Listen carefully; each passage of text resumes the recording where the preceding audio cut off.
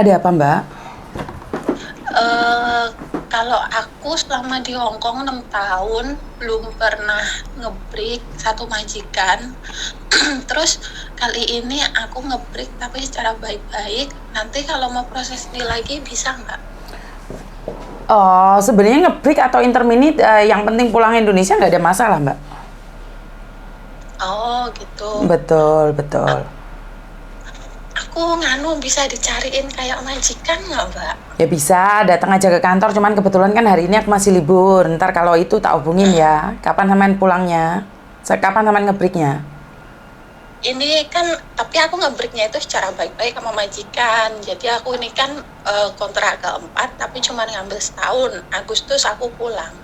Maksudnya baik-baik itu seperti apa?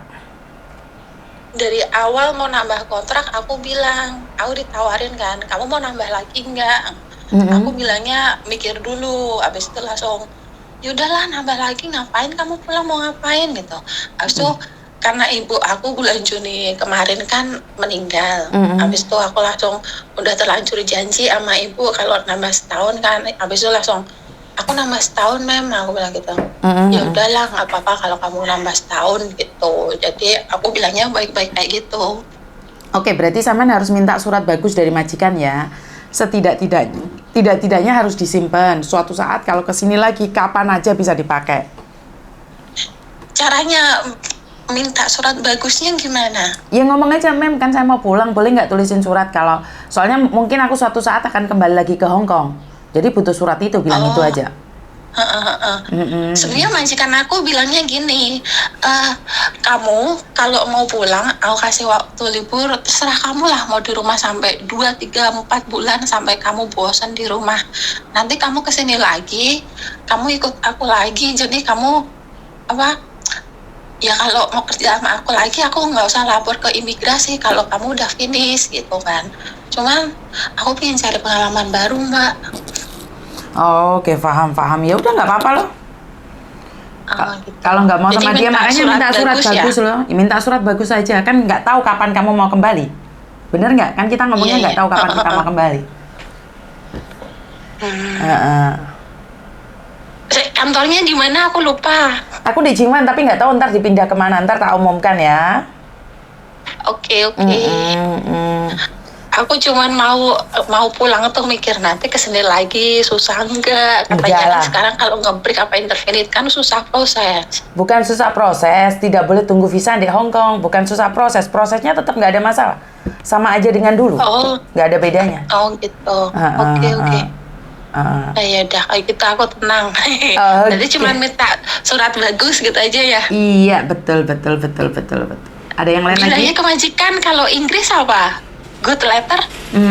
Reference letter. Hah? Reference letter. Oh, reference letter. Oke.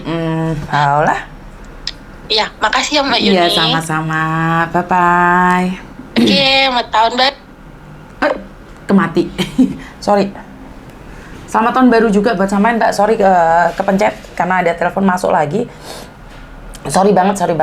Oke, jadi selalu saya bilang bahwa kamu nge-break interminute, walaupun kamu 12 tahun di satu majikan, tetap sama statusnya, harus pulang Indonesia. Jadi, apa sih kelebihannya kalau ada surat bagus? Ya, lain kali kalau ada majikan bilang bahwa kamu nggak bagus, setidaknya kamu bisa nunjukin bukti bahwa ini loh ada surat dari majikanku yang dulu saya pernah bekerja 8 tahun satu majikan.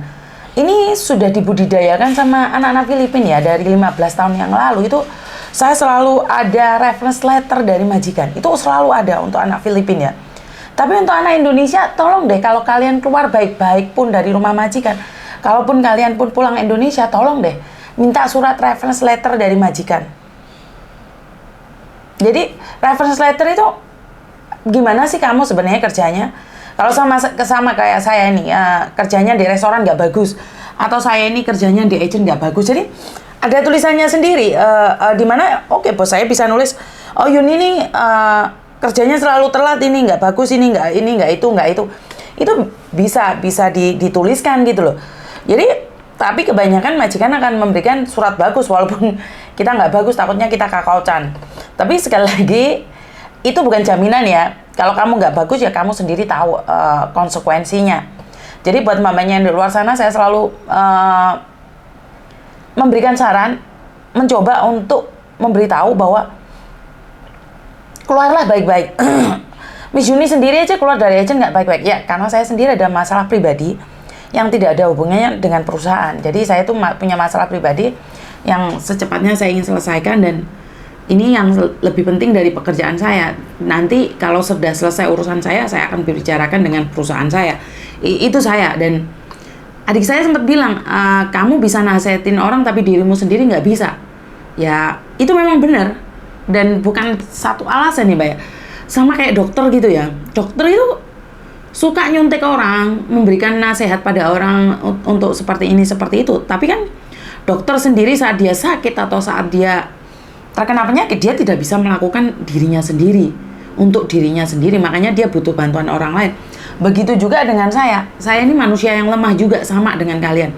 Mungkin kekuatan kita beda-beda, tapi saya yakin semua manusia diciptakan kurang lebih sama dengan Tuhan ya. Tinggal kitanya sendiri mampu bertahan atau tidak. Jadi buat mbak-mbaknya yang di luar sana, jangan menganggap bahwa semua yang saya katakan ini 100% benar. Tidak. Ada kalanya harus dipertanyakan juga. Karena saya sebagai manusia itu wajar kan punya kesalahan atau satu masalah yang dimana punya efek ke yang lainnya, seperti masalah keluarga atau masalah atau masalah percintaan atau masalah anak, masalah keuangan. Itu kan bisa membuat kita tidak konsentrasi pada pekerjaan. Dan kenapa sih kita pingin pindah dari kerjaan itu? Kan pasti ada alasan yang kadang tidak perlu diungkapkan oleh orang lain. Tapi kebanyakan orang Hong Kong itu kalau ditinggal, mereka ngantamnya di mental. Yang ini saya sering merasa aneh.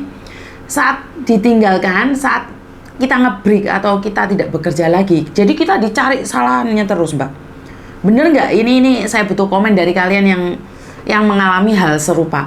Jadi saat kalian mau ganti majikan itu, serangannya tuh di mental. Mereka kasih tekanan tuh di mental yang nggak bagus lah, yang seperti ini, seperti itu. Saya tidak tahu apakah ini adalah mental bos yang dimana takut kehilangan pekerjanya, makanya cara agar tidak kehilangan dia mencari kesalahan, bahkan kesalahan sedikit aja menjadi besar. Bagi kita adalah masalah kecil, tapi bagi mereka itu sudah beledak gitu. Bahkan sampai mengancam ke polisi, ke ranah hukum itu. Jadi membuat kita tidak berani keluar dari belenggu itu. Nah, saat kita nekat sudah nggak kuat lagi, kita sudah tidak berdaya lagi dengan keadaan, akhirnya apa? Kita berbohong. Saat kita pingin keluar dari perusahaan itu atau keluar dari majikan itu karena kita tidak mampu lagi menahan badai, kita sudah tidak mampu lagi menahan emosi, kita itu biasanya bohong. Jadi kita berbohong agar bisa keluar dari cengkraman majikan ini. Semua alasan akan dikeluarkan, dan saya pribadi sebenarnya saya sendiri tidak advise ya. Karena saya sendiri punya masalah pribadi yang tidak perlu perusahaan saya tahu. Tapi kadang-kadang sebuah perusahaan itu ngungkit-ngungkit sampai sembarang-barang sing ditakokno. Jadi ini kadang-kadang saya tidak tahu ini mental bos apa memang seperti ini. Kalau saya pribadi kan orang awam, saya itu sebagai pekerja, saya itu sebagai pembantu. Jadi saya tidak tahu mental bos itu seperti apa. Iya, giliran saya jadi bos mungkin saya juga sama seperti itu. Mungkin saya akan merasakan takutnya kehilangan pegawai. Tapi ya syukur alhamdulillah saya mencoba untuk ikhlas dengan sesuatu. Saya tidak ingin mengikat, karena saya mengikat sebenarnya saya sedang menghancurkan diri saya sendiri. Karena itu buat teman-teman yang di luar sana, jika kamu merasa tidak nyaman dan kamu merasa tidak ingin melanjutkan pekerjaanmu, apapun alasannya, menurut saya nggak usah bohong deh, dan langsung aja sama majikan bilangnya kalau saya tidak ingin bekerja lagi. Pasti tanyain tim kayak, dan mereka akan cari kerusuhan. Ya katakan aja saya punya masalah pribadi yang tidak bisa diungkapkan. Karena semua masalah itu tidak semua orang bisa menyelesaikan, dan tidak semua orang bisa mengerti kita. Lah percuma kita ngomong masalah kita kalau kita malah dibully. Bener nggak? Jadi kalau sama bos, sama orang atasan itu kayaknya jujur salah, nggak jujur juga salah. Beda sama temen ya, curhat-curhat sama saya kan. Sekali lagi saya kan nggak tahu sampean. yang bully kan netizen. Dan netizen pun nggak kenal sampean. Jadi kalau sampean bilang minta take down atau apa, kan makanya saya selalu mengingatkan, berpikirlah 2 kali sebelum curhat sama saya. Jadi kalau kalian merasa tidak nyaman dan tidak percaya sama saya, jangan curhat.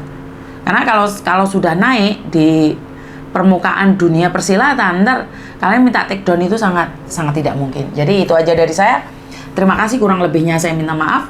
Dan wassalamualaikum warahmatullahi wabarakatuh. Berkat Tuhan mengalir atas kita semua. Semoga semua makhluk bahagia dan terima kasih. Bye-bye.